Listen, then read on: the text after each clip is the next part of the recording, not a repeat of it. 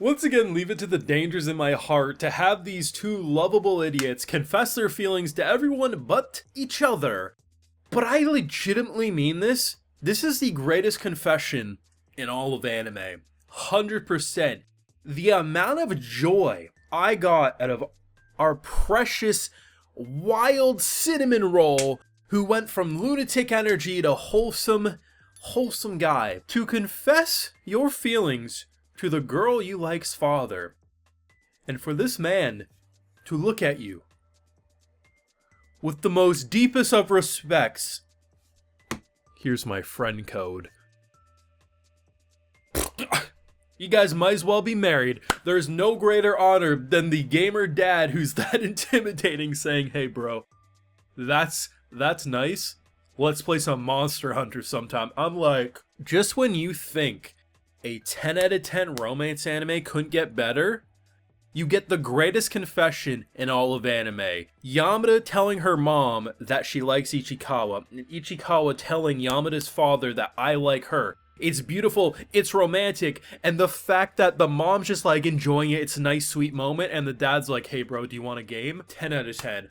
I have a full live reaction to this wonderful banger of an episode over on my Patreon. If you want to see my full uncut thoughts, they're over there if you're interested. There's kind of like two sections of this episode. There's the kind of like stalker-ish angle with Pigman. I mean, I knew we weren't going Oshinoko with it, but I was expecting a little different, not exchanging socials so that he could send her pictures in the future, but you know what, it is what it is. And then we have kind of like the separation of the two with her obviously filming her movie, kind of the aftermath of the sleepover, the fear of like, we can't get too close, it will cause too much of a ruckus. But honestly, man, the separation, if anything, only brought them together stronger. The fact that she's calling every night before bed, the little cute kicks on her bed as she fills him in on the day, as of course he's worried like, oh man, she's posting pictures outside of her normal locations. People are noticing, oh, was that a gift? You know, the bracelet, was that a gift from somebody? Why is she posting from a different thing? Of course, it's a legitimate thing. It's creepy as shit that, you know, like so many idols and performers, especially in like Japan and everything, like they have to keep that down low because then the weeaboos, the otakus, the creepy bastards who basically think they have a shot, you know, are like, oh my god. And honestly, you'll get into stalker angles that would probably kill people like that. It's really toxic. It is. At the end of the day, though, I don't care. And I think for Yamada as well, she would gladly give up a career in acting for a fulfilling love life. I think 100% she would be like that. But there's a healthy way to go about it without completely disregarding it. And I'm sure a season 3 could potentially get into that if they're officially a couple. Maybe try to keep it down low, maybe then it gets exposed and she has to come to a decision. Whatever it is. There's a reason Yamada's so okay with snuggling up on the train. Even though our boy's saying we gotta be careful, there's a reason for that. Because she's in love. I mean, she doesn't boldly admit to her mom with that much confidence unless she truly feels that. And that scene with her dropping her phone was handled so well because you knew she was fine. It looked like her mom in the reflection, but even if it wasn't, it looked like a female and it didn't seem like she was actually going to get jumped. It's just she clearly fell into the water, or the phone did. But I like how they handled his response. He didn't immediately like jump on his bike and try to like, you know, bicycle his way over to her. No, he tried to do the day, collected, but failed miserably. And then met up with the dad. And the dad, you know, being the nice guy that he is, you know, made him a cup of tea, was just trying to talk with him. And then it goes into a direction you don't expect. For me, I was expecting him to like confess that like, oh, you know, I've been very worried she stopped contacting and he'd be very nervous about it. And then he would call like the mom or something and it would all get cleared up. And instead, I love the fact that, I mean, that scene when, you know, they call up the mom again and she's talking like kind of like sensual, like being like, oh hey honey, you know, it just, she was very flirty and he's like, hey, it's, and she's like, oh shit, it's some little boy. You know, I gotta change my tone real quick. Just very funny little moments like those. But the fact that she was so worried she was gonna write a letter, it's like, girl, you could have just texted your father from your mom's phone saying, hey, I was talking with my friend Ichikawa, he's probably very worried, would you be able to, you know, look him up in the phone, you know, so many different ways. But the fact that she jumped to a handwritten letter just so that, you know, some snail mail to clear it all up was fantastic. And that parallel between both of them confessing, it was perfect.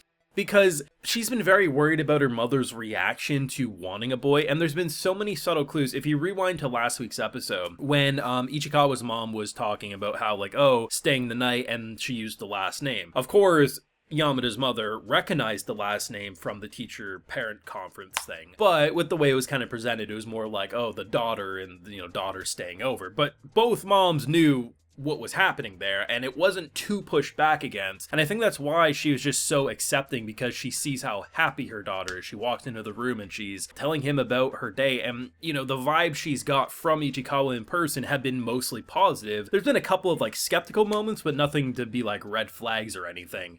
And the idea that for the dad, if anything, I think his only priority here is that he's gonna have a gaming buddy.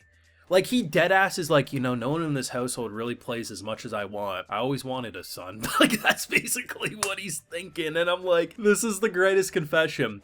It's funny because, goddamn, at the rate we're going, they're literally gonna confess to everyone but themselves face to face. And at some point, people are gonna look at him and be like, wait, you guys aren't dating? You already confessed that I thought you guys are you're sleeping over? Like, it's so ridiculous and you love it. My gut reaction says episode 23 is potentially when the confession might happen. I feel like we have at least one more episode of like not having them together, but having them together, and it's a whole can of worms. But it is what it is. The Pigman stuff was interesting because at first I was like, oh, I wonder if it's gonna be like one of the adults she's working with in the, the film or whatever. But I was like, no, that'd be too Oshinoko. Like, they're not going to go too crazy. But I wasn't sure what we were going to do. If it would just get swept under the rug, like nothing happens with it, or if they would twist it. And they twisted it with this girl. And I don't even know how to feel about that whole exchange. But I'm just like, god damn, like, you guys need a life. Like, what the hell is going on here? I don't know. Like, I legitimately am enjoying this show more each episode. Like, I think, the first, like, half of season 1, it quickly progressed my enjoyment. And then the second half of season 1 was just, like, it kept it there. There's something about season 2 that, like, week after week, my enjoyment and enthusiasm is only skyrocketing more and more. It helps because there's legitimately progression and development always with each episode. But also, like, this is one of those cases where I really like weekly watching. I think for season 1, I prefer that in a binge than a weekly format. I did binge it, mind you, but I think had I watched it weekly, I would have enjoyed it. But seeing how quickly I got to experience the development, at least that initial, I prefer season 1, core 1 being binge. But actually core 2, having that 7-day break, is letting me kind of like sit and kind of stew on a lot of these pieces and enjoy each episode more, if that makes sense. But beautiful confession. That wasn't a confession. That is a confession. And, I could keep going for 20 goddamn minutes with how many confessions that aren't a confession. And I love it. Let me know your thoughts down below. Leave a like if you enjoyed. Subscribe if you're new around here. Of course, ring that bell so you can get notified when I upload more. And like I mentioned, we got that full live reaction over on my Patreon. And hey, while you're over there, I'll also give you a video shout out. So today we got Lauren J. Norman, Oris Lopez, Stas Zakharov, Chorus, Project 7, and Julia Daniel Witt. So I appreciate the support, everyone. Please take care and have a good one.